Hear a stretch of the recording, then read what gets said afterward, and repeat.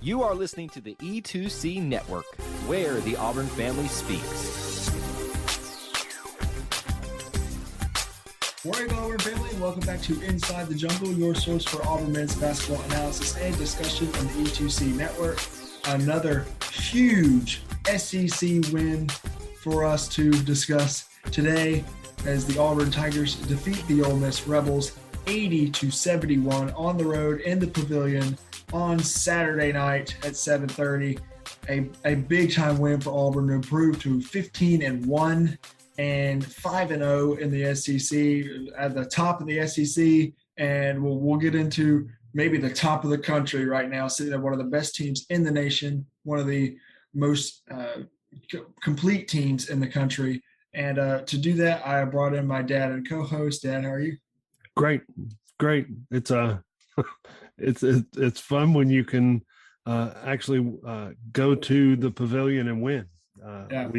We have found our struggles there, but apparently Auburn Twitter mob showed up, and the jungle showed up, and you could clearly hear them over the TV. Yeah, I was just, before we started recording, I was just showing Dad a video over Zoom of Zepp's 3 to go up 5 in the second half, and the crowd level noise from kind of the Ole Miss side of things. And when the Ole Miss crowd was getting loud on defense and Zepp makes the 3, and the instant crowd noise from the Auburn fans up in the upper decks and scattered around the Pavilion, it was unbelievable. I mean, you could call that Auburn Arena West last night. If you were there, you did a fantastic job making it sound like a home arena.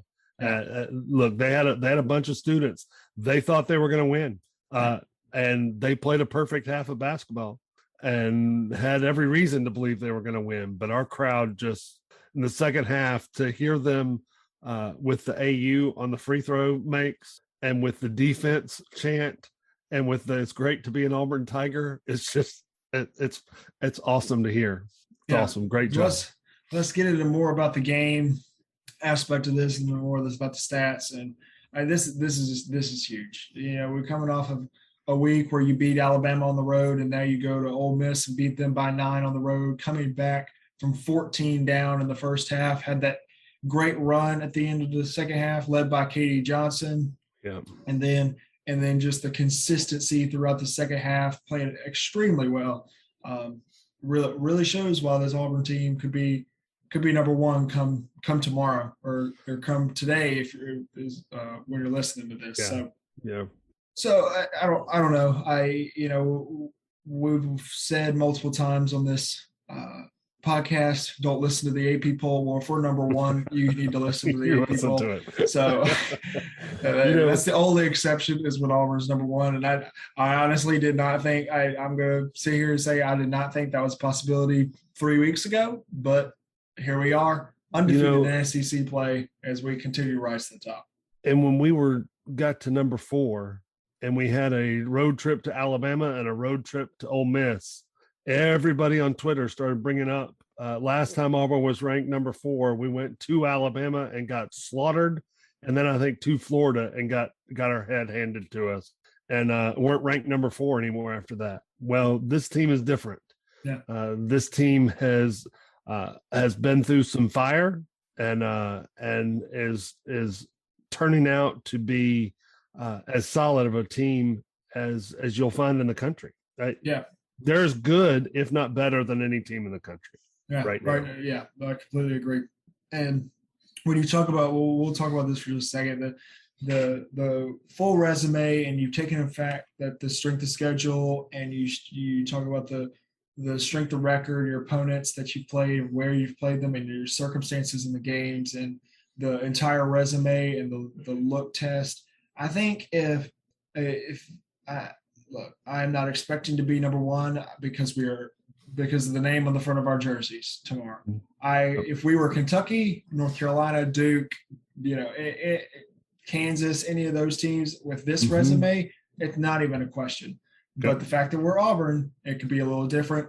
But yeah, just like you said, we were ranked number 4. We won 2 games on the road, one against a ranked Alabama team, even though I don't not anymore. We're really going to be ranked now. I don't know if we're going to keep them. SEC losses. I don't know if we can keep them as a quadrant 1 or quadrant 2 win after what they're doing. Yeah, no kidding. And then, but with Baylor taking 2 losses this week as they were sitting at number 1, and then UCLA taking a home loss in overtime to Oregon, that leaves the only team in front right now is Gonzaga. And Gonzaga has 2 losses. Gonzaga does not have the strength of schedule. Gonzaga will not play anybody else until the tournament. You know, they're going to play third world country type schools out in the West Coast. And then, and you also have a common opponent between Gonzaga and Auburn in Alabama. And, you know, Alabama went up to Seattle and beat Gonzaga by 9. And we went to Tuscaloosa and beat them by 4. So, you know, AP voters, if you're listening to this, you know what to do. You know what the right thing is. I know you're not listening to this because I know you don't like basketball. But excuse me. But they know what to do. The College Football Playoff Committee, when this is easy, they're going to tell the voters this is easy because, I mean, common opponent, record, strength of schedule, all those take into account. Auburn's the best team in the country. Yeah, and look, if you rank Gonzaga first, you better keep them there for the rest of they will not lose again until March. Yeah. They don't play anybody. And so if you're going to put them first, they're going to be there for the rest until the tournament, because you think obviously that they're that what they're doing out in the West Coast Conference is good. I don't. I think that that if they were playing in the Pac-12, I'd still have my doubts. Yeah. But they're not even playing the Pac-12. They're a good team. They've done a lot recently. Mm-hmm. Had a really good team last year, but Auburn is the best team in the country right now. And we got one coming up against Georgia, and then the big one. Yeah. Let's start. The schedule is really shaping out well for Auburn. You know, I was looking at the schedule for Alabama.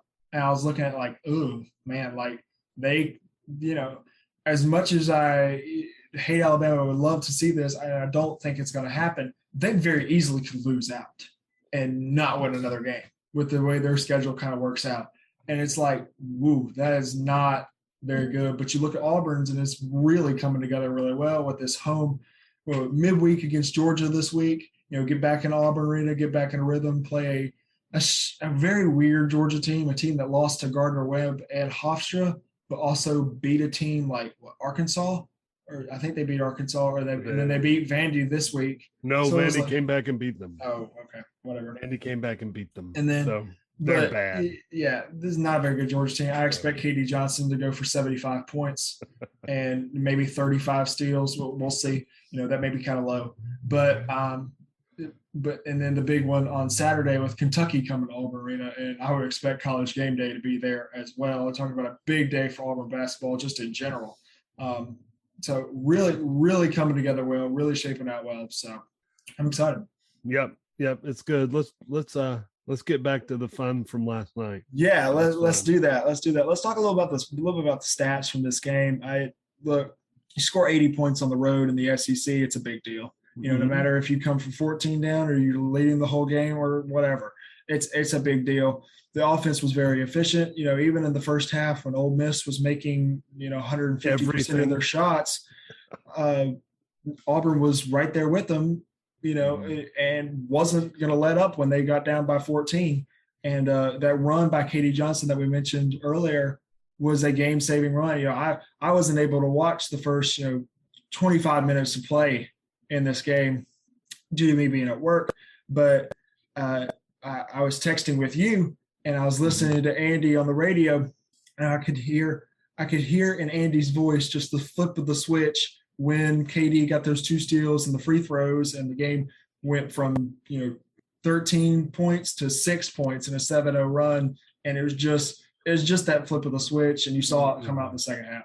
It was to watch KD go from look, we weren't defending well in the first half. They were making everything they looked at, but our defense was poor at best. Our rotations were off. We ended up guarding the same man with 2 people a couple times, leaving wide open 3-point shots. Just it just didn't look like we were. I posted on Twitter that it looked like we've been reading our press clippings. It just didn't look like we were ready to go early on in that game, and they were hot. Yeah. They did everything right. They made good passes. They made good drives. They made everything they looked at. And it just didn't seem like we had it together. But even down 13 or 14 there, you kind of went, well, they've played a perfect half so far. And if we could get a couple buckets here and get it to 10, I would feel really pretty good going to the locker room. And then KD went on his own personal mission to bring Auburn back in the game, not only scoring wise, but bring Auburn back in the game with his energy. Yeah. That dude, I love watching him play basketball. Yeah. He may not score 30 in a game, but he will not let you just have a nice, easy day on your offensive end. And he had 2 straight steals. They called the first 2 fouls of the game against Ole Miss under a minute left in the first half. Yeah, it was just that kind of game. Never seen that. I've never seen with that Auburn. Just like you said, Auburn only had like 3 or 4 fouls at that point. It was just that type of game at the first half, and you saw a little bit of a difference in the second half. Especially late with the free throws coming for Auburn, but it was just that type of game. Ole Miss, they were shooting 50% from threes, 56% from the floor.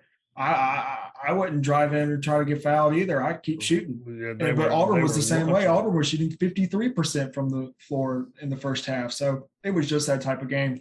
The one thing we had going for us in the first half against their zone is the ability to penetrate. Mm-hmm. And when we penetrated their zone with Wendell or with Zepp, Walker was getting dunks off of that. Yeah. And then you go down, you go into half, you're only down 6, and you go, I don't think that they're ready for this second half for what Auburn's getting ready to bring. And giving up 44 first half points was the most we'd given up in a long time and a half. But then to hold them to 27 in the second half was just, you could tell. I told your sister, I said, I think Bruce Pearl may have broken something in the locker room. Yeah. Because I think he was a little frustrated with the way we started out. Hey, Auburn fans, I want to take a quick timeout from this episode to bring your attention to something very special. Here at the E2C Network, we pride ourselves on bringing you the best content for Auburn fans out there. And best of all, it's free to you. But just because it's free doesn't mean there aren't costs, especially when you have a library of hundreds of podcasts, videos, blogs, and more. Many of you have reached out and asked how you can support this network in the past. Well, now I have your answer. It's called the E2C Network Booster Club over at patreon.com/E2C Network. There you'll find a membership monthly reward system where you can sign up for as little as $1 and get different perks at different tiers. Some of those perks include things such as apparel, eligibility to join us on future podcasts, recognition as an E2C Network booster, exclusive communications, and bonus content that is available nowhere else. If you love this network and want to help us keep producing podcasts like this one, please head on over to patreon.com/E2C Network to join the E2C Network Booster Club. You can also get there by going to our website, e2cnetwork.com/support. Whether you decide to join or not, we are still so appreciative that you would support us by just listening and being here, because each and every one of you is part of our E2C Network family. Well, that's it. Timeout's over. Let's get back into the episode. To watch Bruce Pearl coach, and look, he's not easy on his players. He tore into Walker Kessler at one point, and it was on TV. Camera, the ESPN cameras were catching it. And I mean, he lit into him, and Walker kind of started to ignore it. And Bruce gave him one of these looks like, you better not ignore me. And then Walker was like, no, I got you. You could see Walker nod his head and say, I got you, coach. Yeah. And then Walker turned into Superman. Yeah, no kidding. But just like you said, this was a tale of two halves, a tale of two different halves. But Ole Miss lead by 6 at half, and then Auburn winning the second half by 15, holding them.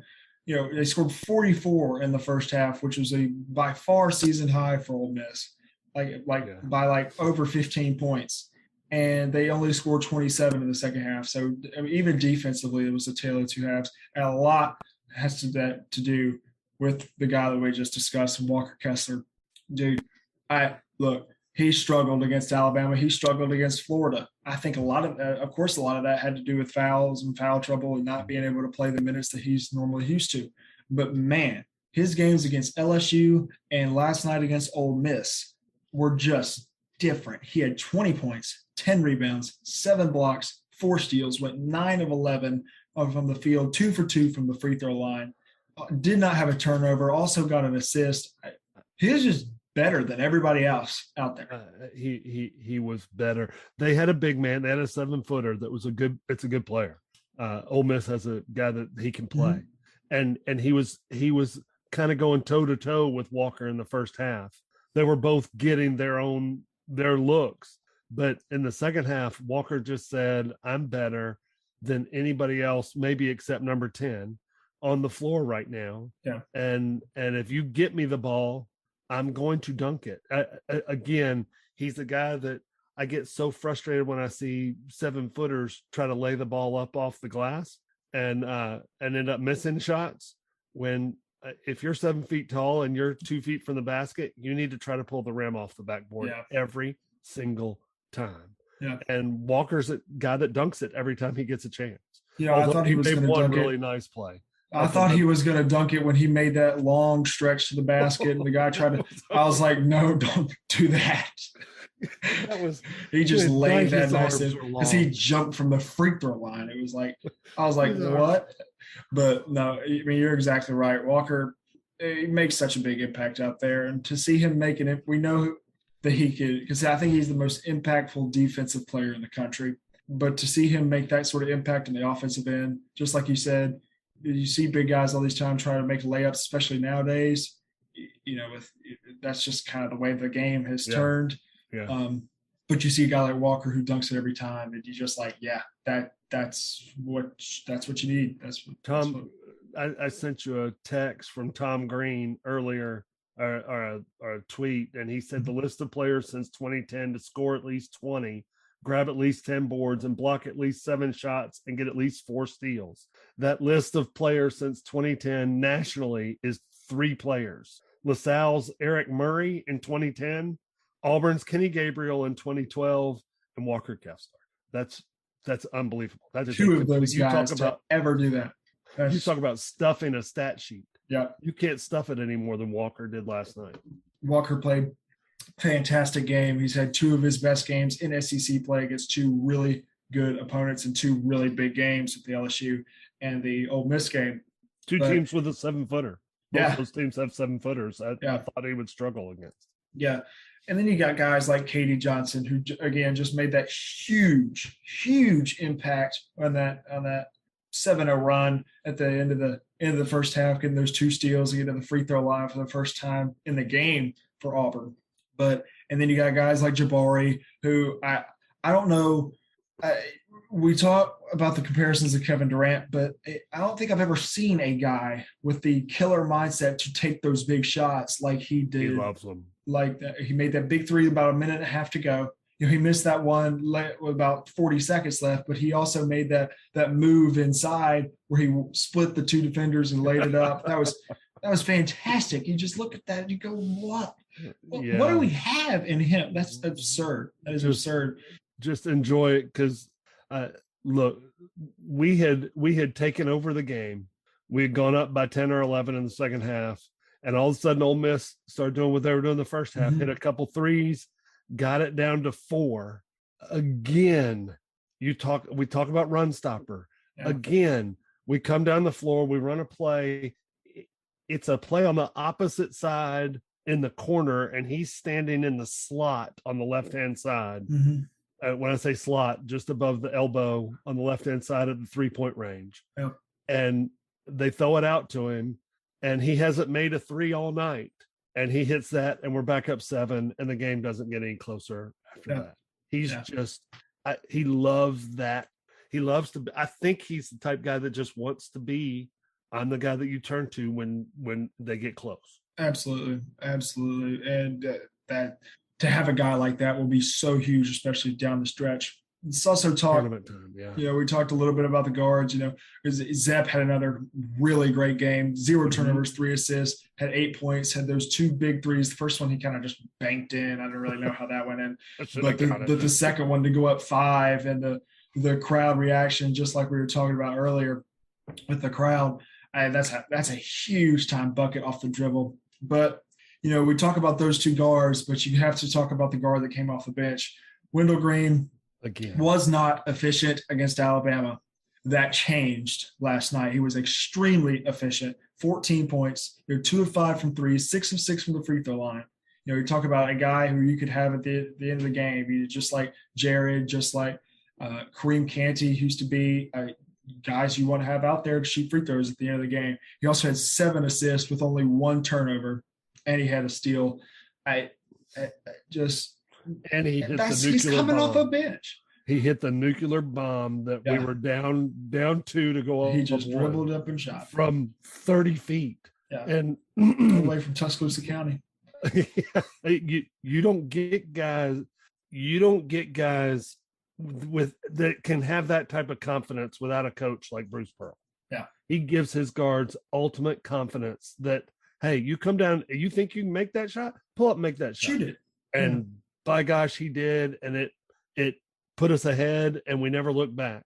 Yeah. But the biggest thing I saw on the stat sheet from Wendell Green, remember, he's at best 5'11". Yeah. At best, I think that's with his hair. He's the second leading rebounder on our team. He has 5 rebounds. He's the second leading rebounder on the team. He's 5'10". The first one is 7'1". Yeah, our center. Yeah, our leading rebounder has 10 rebounds. He's 7'1". Our second leading rebounder has 5 rebounds, and he's maybe 5'10", 5'11". Yeah, but he's a really good rebounding guard. He just really is. And really, the assists, 7 assists, only 1 turnover. You can't beat the game that he had on the road. Yeah. And you talk about the efficiency, the game that you get out rebounded on the road in the SEC, and the way the Ole Miss shot in the first half, and you come away with a 9-point win really shows why this team is the best in the country. Ole Miss had 14 turnovers. Auburn had 6. Auburn had 6 turnovers in the game. They win a lot. Yeah. That's unbelievable. And both teams had 30 points in the paint. It was pretty even. A lot, outside of the blocks, Ole Miss had 1 block Walker had 7 by himself. But that I feel like that stat's going to be a little wonky if Walker's not in foul trouble every single time. But another just huge win, huge game for Auburn. Improved to 5-0 the SEC. I mean, you're laying out the red carpet for yourself right now to be a 1 seed, win the SEC, and be number 1 in the country right now. So that's what you're doing. Yeah, it's what you're doing. Yeah, keep it up. Back at home, both games next week. For a couple games, yeah. That's right. One of them is a huge one. I don't want us to look over Georgia, even though they're celebrating football right now. They're not really focused on basketball. Yeah. But it's the first time in 42 years. Yeah.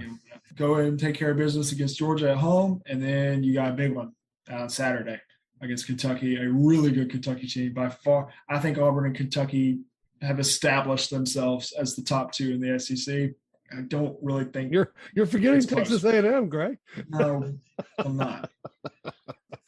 No, I agree with you.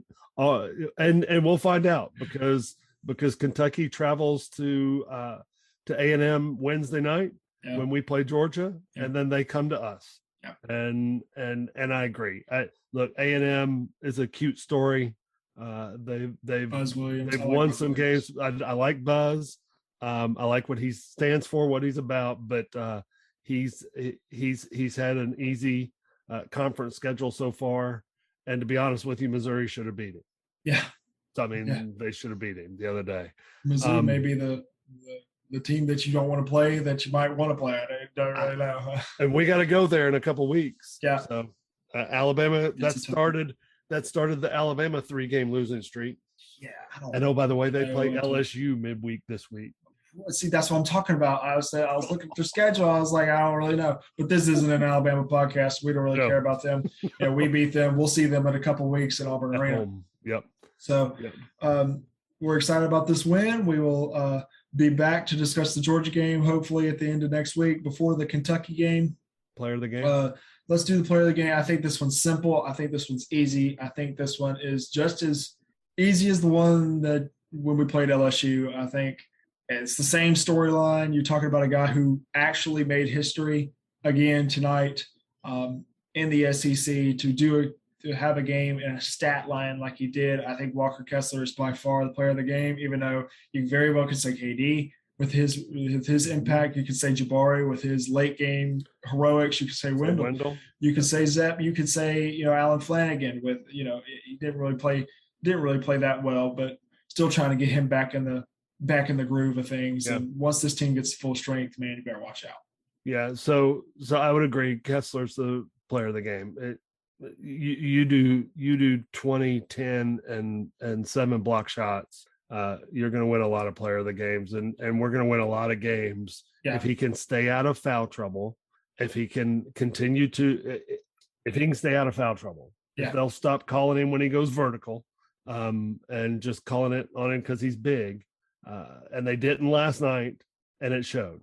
And he was able to stay in the game and play, and he can really be a difference maker for us down the stretch. But I would agree, he's the guy. So the question I have now is going into Wednesday night, how many points does KD score in that game? I said 75 and 35 steals, and I'll stick by that.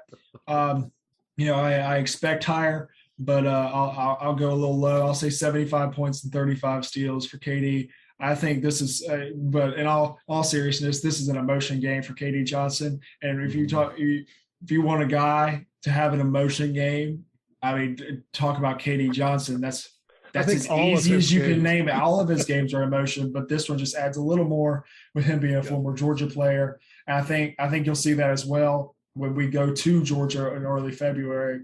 Mm-hmm. But excited about that. Excited about this week. Excited about this team. I mean, this team has a chance to be the number 1 team in the country come Monday morning. Never happened before. Yep. Never happened before. Give Coach Bruce Pearl credit for not shying away from that. Yeah. They asked him if it would mean anything, and a lot of coaches would just say, look, we're just focused on Georgia. That's all we're focused on. He said, look, it would be a big deal. Yeah, it's a big deal for this program. It would be a big deal. So give him credit for being honest there. Most coaches would have said, I'm not going to answer that. We're gonna focus on Georgia. So but no, this would be a big deal, and we're excited to see. Even if we're number 2, I don't care. Like, keep winning. It'll all take care of itself. Exactly. Keep winning. You'll be a 1 seed, and that's all. That's the only one that matters at the end of the day. Until mid-April, when you're number 1 at the end of the polls. That's right. That's right. Let's do that. All right. And we'll be back to discuss the Georgia game later next week and the Kentucky game next weekend. And until then, War Eagle. War Eagle.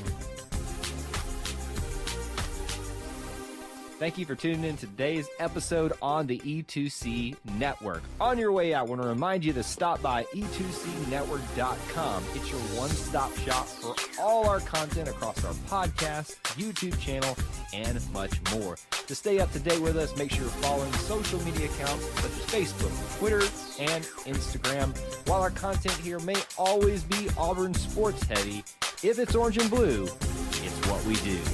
War Eagle.